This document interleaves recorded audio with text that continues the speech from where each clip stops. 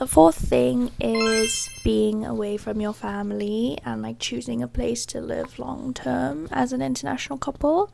Currently, we live in South Korea, which is very far from my family in Cape Town. And that has posed a lot of challenges for me personally because I feel homesick and also like I miss my family. Although I feel very happy and grateful to live here, and I'm grateful to have, my in-laws here who are very supportive, it does mean that it's difficult for me to spend quality time with my family, and I also miss out on big events and milestones within my own family, which is a difficult pill to swallow. But I think in the future we will try to spend more time in South Africa, but right now it has been a little bit difficult because we both work full time. Yeah, and also it's, as you said, very far away from South Korea. The shortest time for flight is about like 18 hours, and there's no direct flight. It is still now, it has been the biggest challenge for, visiting, my mother-in-law's, family. And also, when you fly like about 18 to 20 hours to go somewhere, you don't just want to spend time for about like 7 days, a week, or 10 days. You'd like to spend at least, more than 2 weeks. Yeah. So we usually spend most days of our holidays on, visiting South Africa. So it's also, one of the biggest challenges for us. Yeah. Obviously, we have like good time there and all that, but we spend our whole holidays. It's been a little bit tough for us to travel other countries as well. And also imagine you are Korean, you live overseas, but you cannot really visit your country for Lunar New Year, which is Seollal, and then the Korean Thanksgiving, which is Chuseok. You miss out all those events, and you are missing your families a lot. So these kind of things are really frustrating when you are living in your partner's country. So I fully understand that. I used to live overseas. So what we are trying to do is actually we would like to live 50-50, South Africa and South Korea. We would like to make it balanced. So let's hope from this year and next year we make some progress on that plan, and hopefully we can come back with the video that we are based in both countries 50-50. Yeah, that's the goal.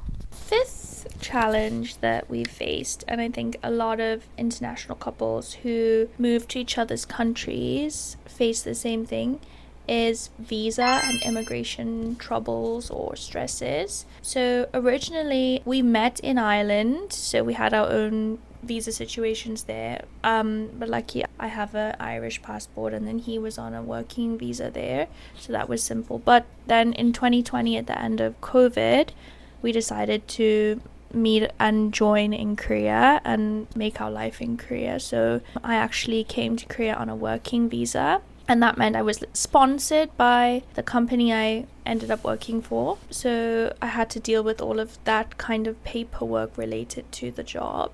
And then later in 2023, when we got married, I changed to a spousal visa, a marriage visa, which was quite intense to prepare for. We had to do a lot of paperwork. We actually had to do a kind of interview with immigration just to verify our relationship. So I think that in terms of visa situations, it's quite a stressful and intense experience. Yeah, so every country, everywhere they have different immigration law, different visa regulations. So it could be really challenging to figure out, what's what, depending on countries as well. So obviously we are trying to be based in, two different countries, which are South Africa and South Korea. So we have to understand the laws and regulations for both countries. So sometimes it's confusing. Sometimes we feel like, why is South Korea so difficult when South Africa is comparatively easier? But for this visa, the situation might be a little bit different as well.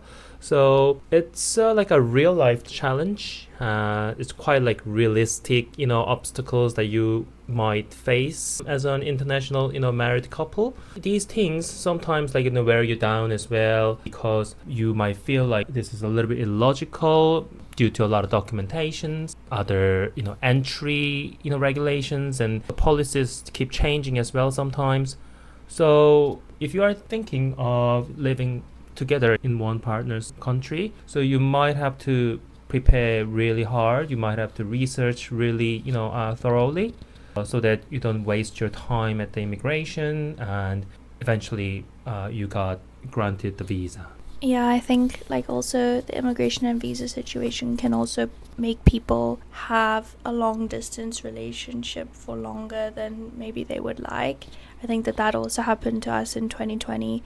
A lot of the situation was out of our control and actually out of immigration's control because there was COVID-19. But at the same time, I think with having to prepare so many documents, it does frustrate you and, as you say, like wear you down because you can be separated from the person you love for a bureaucratic reason, basically. Yeah, 100%. But it is what it is in the end of the day, because this is what we have to do. This is we have to go through. This is not something you can compromise. If there's any culture difference, you can compromise. If there's any language barrier, you can learn it. You can also kind of like help each other. But at this point, you should be together and you should study together about the regulations, the immigration issue, the visa laws and all that. So you have to be on the same page. Plus, you just have to prepare together for all those kind of, obstacles. Korea is a little bit difficult somehow to get the visa. Even though we are married, like Cass has to renew her visa, the marriage visa, every year. Yeah, so we have to go in and prove that we're living together, that our marriage is still real, that it's not some kind of marriage just for a visa, which I respect. I'm sure that there are marriages that aren't the case. I don't think there's a lot of them, but I think that it is a case where there is like marriage fraud. But at the same time, it does make things stressful for us. Yeah, 100%. And in Ireland, you could have supported me with the partnership visa, even though we are not married. Like she has Irish passport, so she could have like supported me. We kind of discussed about it, but in the end, we decided to come to Korea to make our career here. So that's why it didn't happen, but it was a possibility. Plus, we haven't even started our South African part, which is my South African married visa. Yeah. We will process very soon. We will update you, once it's, kind of sorted out. Yeah, let's hope that that's as simple as it seems. The sixth one, which should be the last one we would like to introduce, is raising children. First of all, when you are married, people are really, really interested and they really would like you to have a baby as soon as possible, especially in Korea these days, because in Korea the birth rate is quite low. It's a little bit kind of national emergency. I'm sure you heard of it before, in the media and all. So whenever like people see the married couple, automatically say like, oh, when will you have a baby? Because of the situation of the country, and people would just like to see the result after. Plus, our case is also a little bit unique and special, so people are more interested, people pay more attention to us. Sometimes it's like appreciative, but at the same time, it could be a little bit, Pressurizing. Yeah, pressurizing, and it could be a little bit of burden. So we kind of evade to answer the questions and just change the topic. But yeah, eventually we will have a baby. But we think that there will be a lot of things that we have to prepare. Yeah, I think as an international couple, especially in Korea, older people especially are very interested in young babies, and they're really happy to see babies because of the birth rate situation right now, but also because I'm the first foreigner in your family, so I think that everyone is a little bit curious to see how our baby would look, which I mean is understandable, but at the same time, like, it's a little bit intense. In other words. Right. And I think also once the baby comes, there is the very large responsibility of raising a baby. And I think even people who come from the same cultural or socioeconomic backgrounds, they have trouble agreeing on how to raise kids.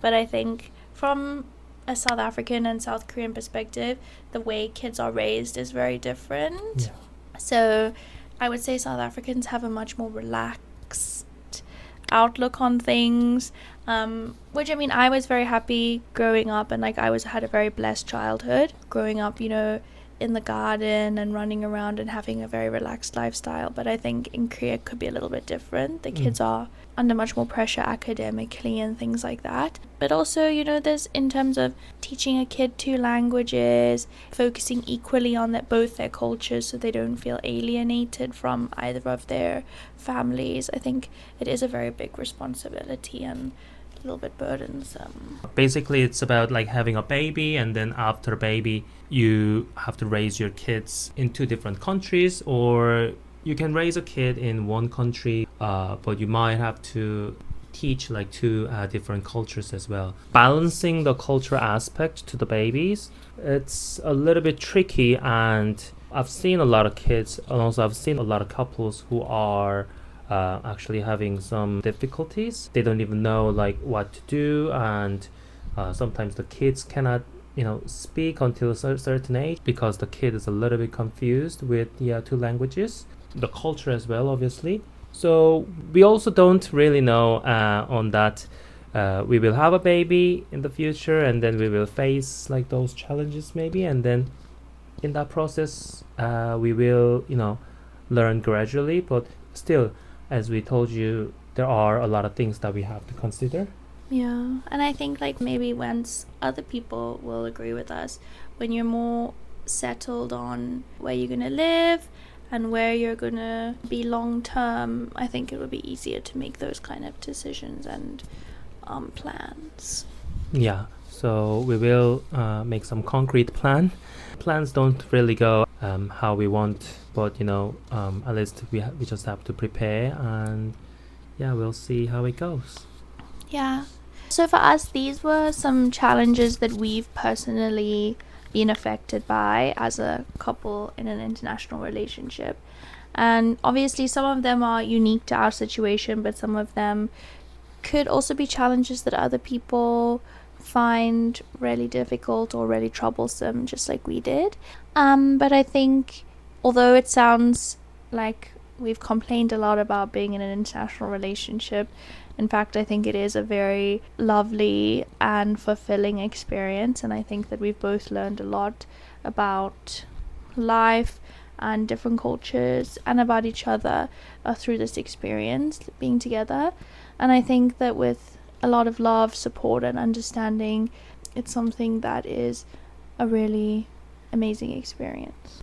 Yeah, I agree with you, because with love, understanding, and a lot of tries, a lot of efforts, you can actually, you know, overcome all those challenges you might face as international couple. In fact, actually, just normal couples as well, you know, it applies to the same.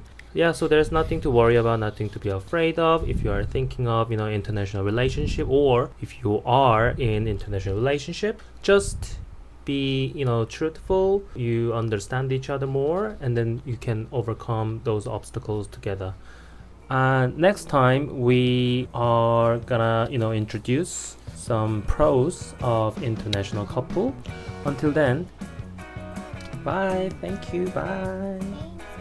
Bye. Hi, I'm Cass. Hi, I'm Roman. In Korea. Oh, sorry, I scratched my head. That's fine. Let's do it again. Hey guys, I'm Cass, and we had some ideas because of what today is. Oh, sorry, what? Sorry, what? What? Today is what? What do you mean, what is today? Oh, sorry.